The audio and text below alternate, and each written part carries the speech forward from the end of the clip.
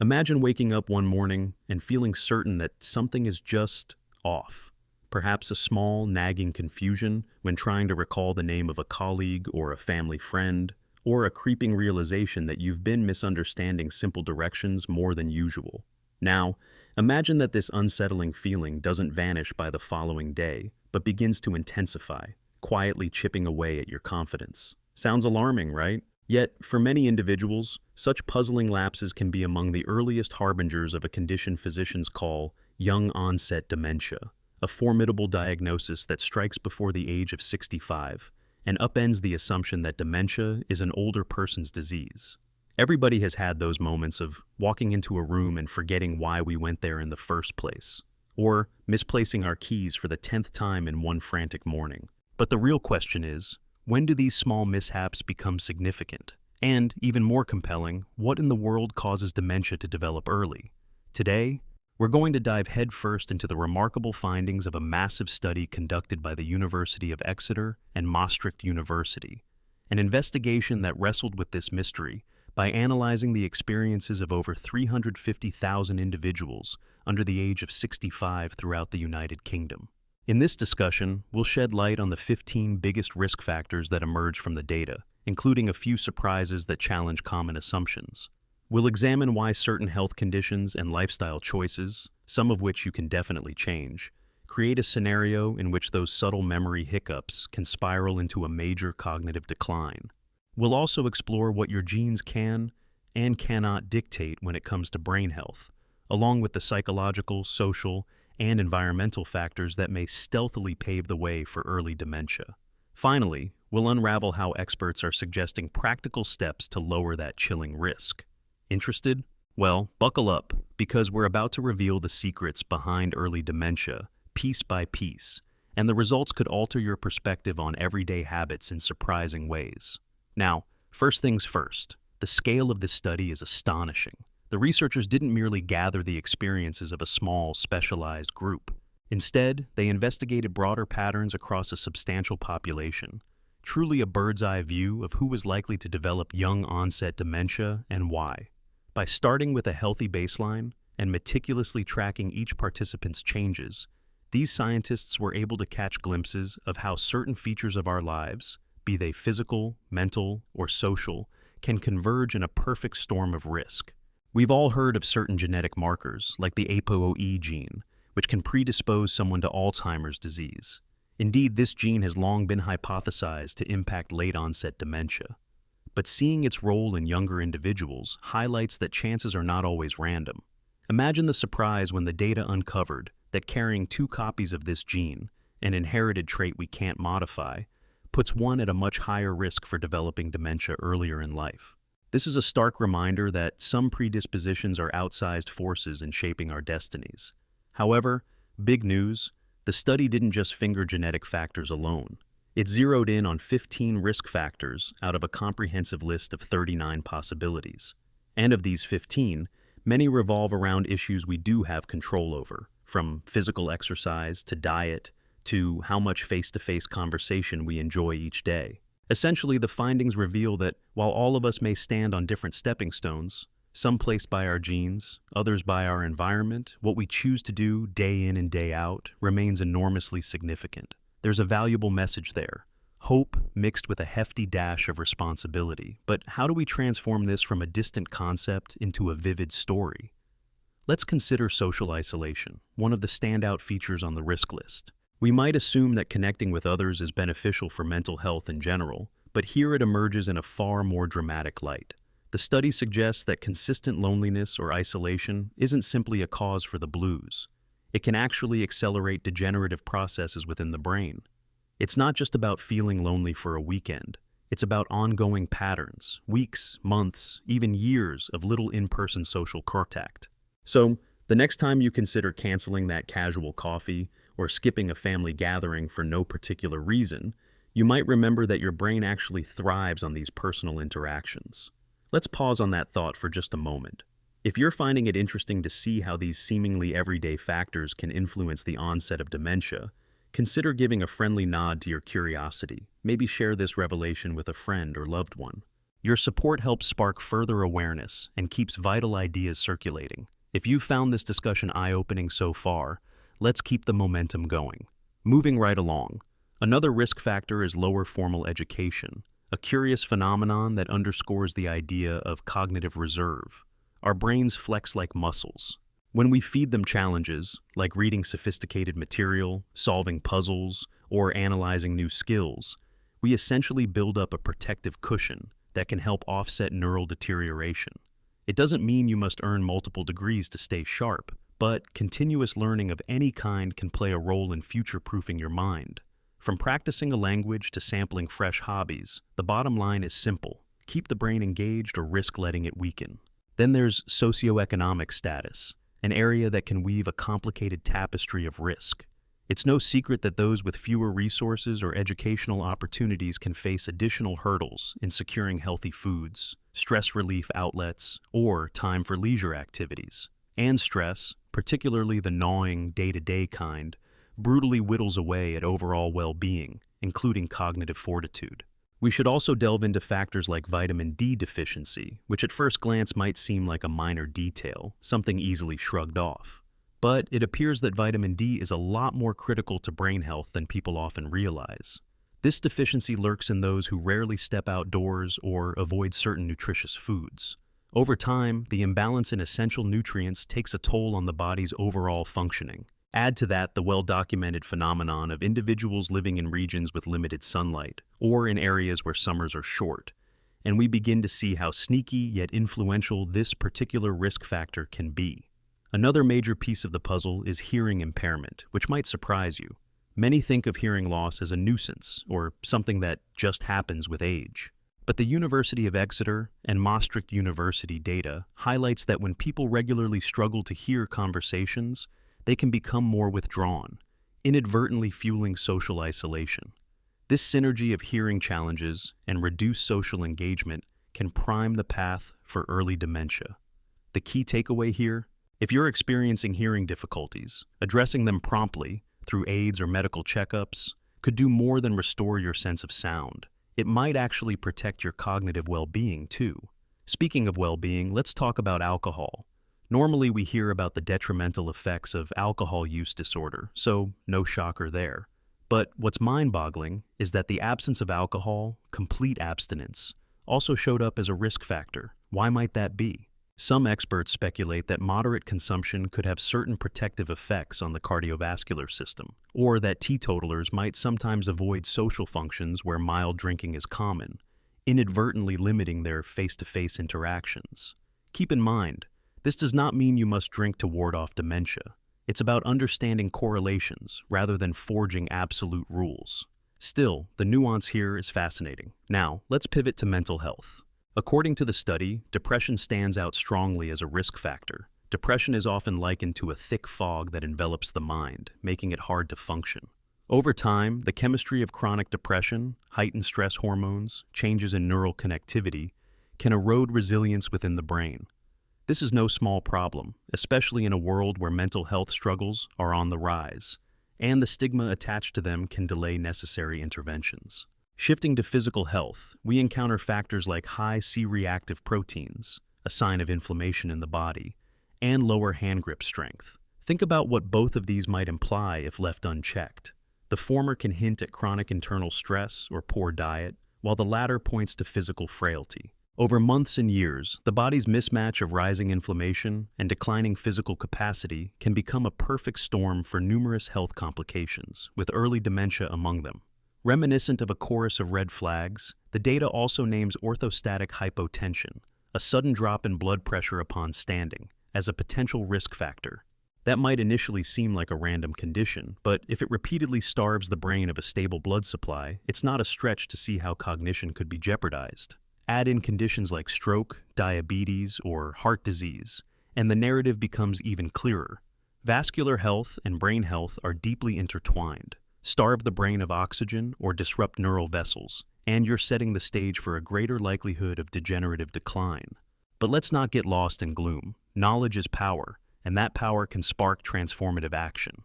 Indeed, the experts behind this study don't simply leave you with a checklist of warnings. They also highlight the steps you can take right now to bolster your defense against young-onset dementia. First up, physical exercise. We toss around phrases like exercise is good for you, but the potential benefits are often underestimated. Exercising regularly not only boosts cardiovascular fitness, which helps the brain receive a robust blood supply, it also triggers neurogenesis, sprouting new neurons and forging fresh synaptic connections. That's pretty revolutionary if you think about it. If a brisk walk, a dance session, or a meeting with friends for a weekly jog staves off creeping mental decline, it's certainly worth a dedicated slot in your schedule. Another crucial note is diet. The Mediterranean-inspired approach gets a lot of love from dietitians and doctors for a reason. It emphasizes vegetables, fruits, whole grains, legumes, lean proteins such as fish, and healthy fats like those found in olive oil and nuts.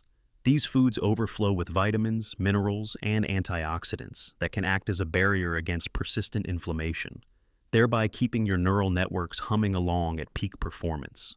While it might not turn you into a super genius overnight, think of it as daily maintenance, a slow, steady process of fueling your body with everything it needs to stay cognitively spry. To keep the mind truly sharp, the importance of mental stimulation can't be overstated. Experts urge practices that tap into novelty or skill development. Learn a new language, read compelling books, or jerk your brain out of its comfort zone with new puzzles. This approach is often described as running mental sprints and marathons. If you never push your brain to process new concepts, you might be robbing it of the fortification it needs when signs of wear and tear start to emerge.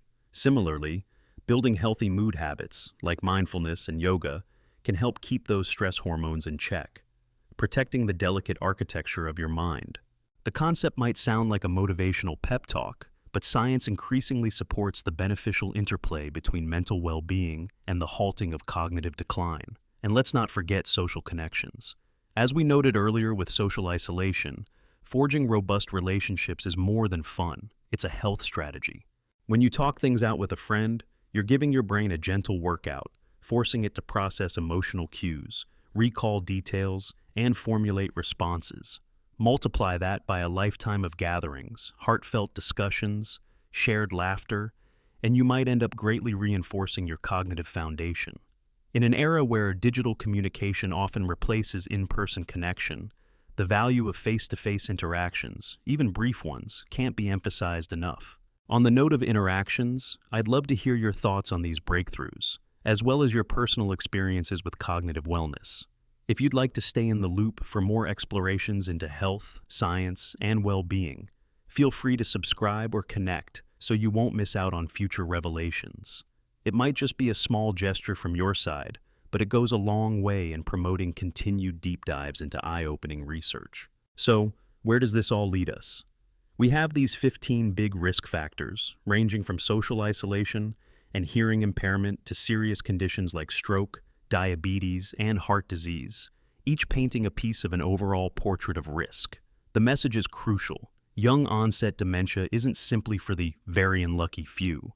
As the data suggests, it can piece its way into many lives when left unchallenged, especially for those who accumulate several risk factors at once. But knowledge fosters change. By shining a spotlight on precisely which traits, conditions, and behaviors elevate risk, the scientific community is equipping us to rewrite our stories. Instead of drifting along until warning signs glare at us, we can build protective measures early in adulthood.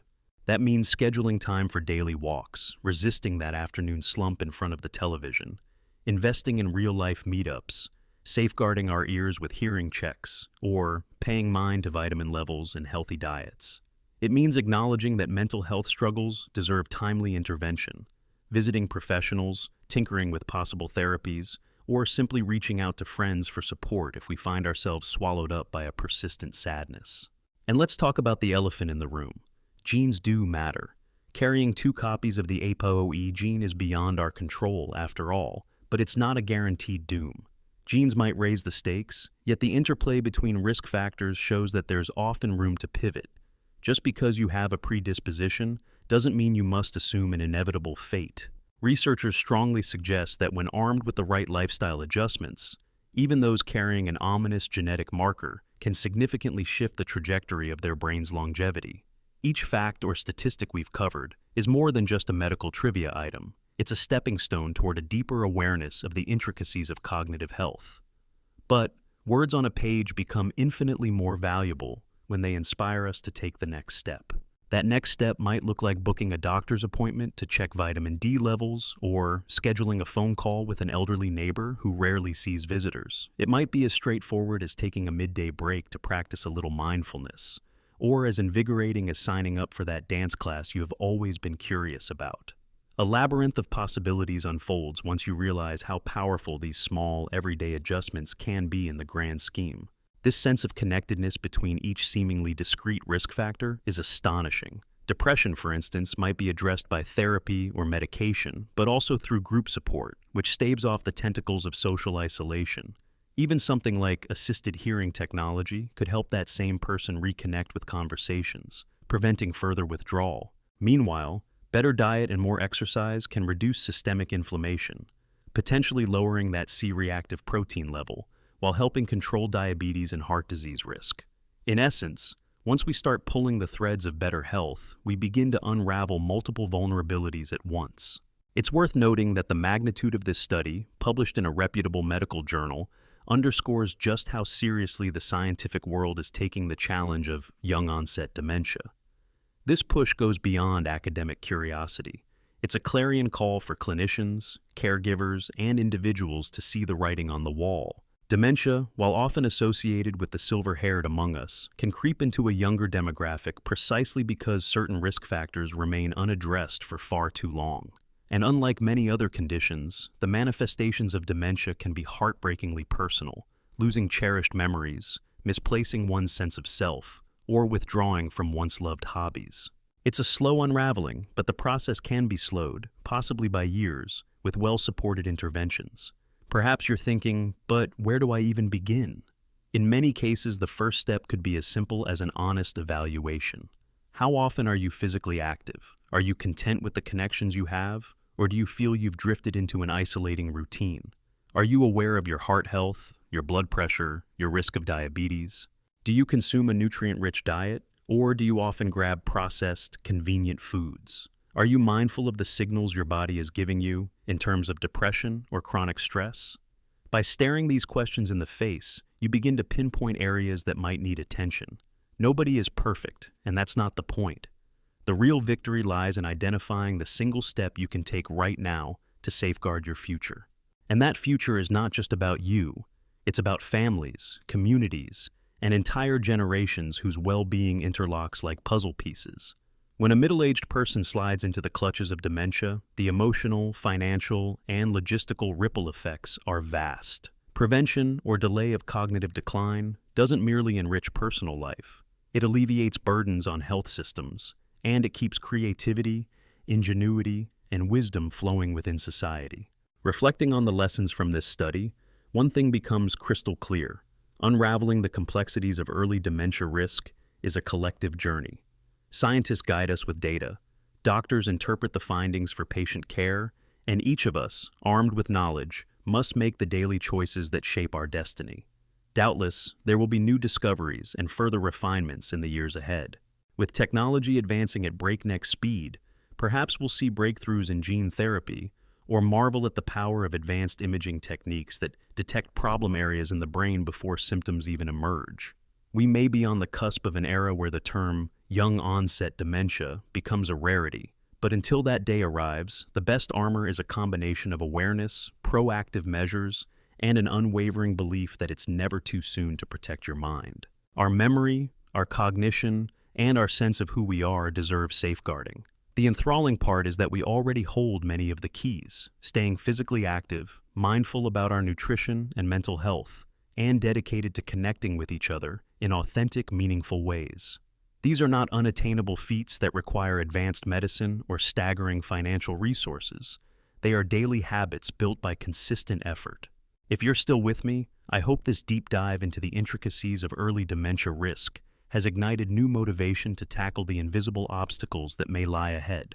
Living your best, most fulfilling life is not just about getting to the next milestone or paying bills on time. It's also about waking up every day with a mental clarity that enables you to laugh, learn, and love unabashedly. Remember, Even the smallest positive change can create a ripple effect that extends beyond you, touching the lives of friends, family, and countless others who benefit from your well-being as much as you do. To sum it all up, this extensive study performed by the University of Exeter and Maastricht University offers us a robust set of clues. Social isolation, genetic predispositions, vitamin imbalances, hearing challenges, mental health conditions, heart and vascular troubles, plus lifestyle habits we often consider minor trifles, all tie together into a tapestry of risk or resilience. The significance may feel daunting, but within that recognition lies the potential for empowerment. We're not helpless bystanders. We have the capacity to shape our future with each step, meal, conversation, and healthy boundary we set in our busy lives. Young-onset dementia is not a fleeting concept. It is a dramatic reality for many. But as we've learned, it's also a puzzle that can be approached with both caution and optimism.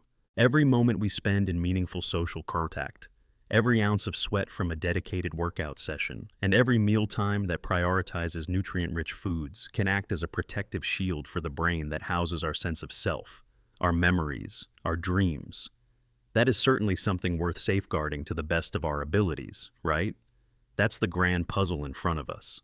The question is, will you let these revelations pass you by, or will you harness them to invest in a sharper, brighter future for yourself and for all those whose lives are intertwined with your own? The power to act is in your hands. We have unraveled quite a few surprising truths today, so let's keep striving towards the stronger, healthier, and more observant versions of ourselves, step by conscientious step.